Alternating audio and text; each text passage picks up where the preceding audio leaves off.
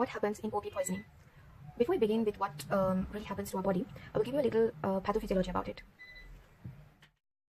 Occurs due to excessive acetylcholine in our body. So imagine that this is a nerve ending, and let me take another color, and this is the receptor. This is called the acetylcholine receptor. Now we have to find a suitable, and this is the acetylcholine molecule, and this is the acetylcholine molecule. So when this complex is actually formed, this increases the acetylcholine in our body. To counteract this, there is something called an acetylcholine esterase. I'm not sure it's visible. Yeah.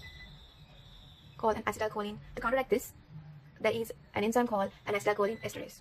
So this helps to break down this complex that has been formed.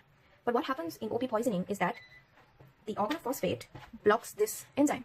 So when this enzyme is blocked, this is no more there, and then this complex is still formed.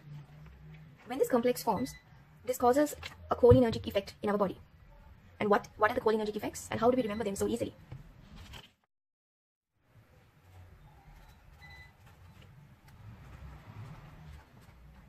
So dumbbells is actually an easy way to remember the cholinergic effects that OP can cause in our body.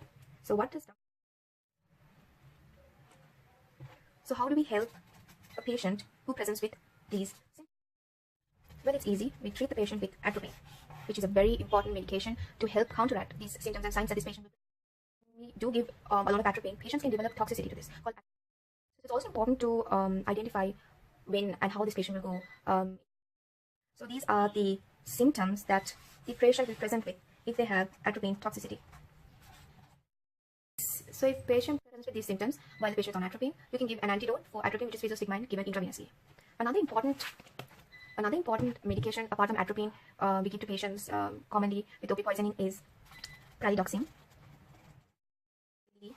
an antidote to OP. And what pyridoxine does is, do you remember this diagram that I drew before? It actually activates this enzyme, the acetylcholine esterase enzyme. It activates this enzyme. So when this enzyme gets activated, this prevents this complex forming, thereby reducing the acetylcholine levels in our body. And pyridoxine are two of the most important medications that are given to the patient, but there are also other medications given to the patient depending on the symptoms, but that's actually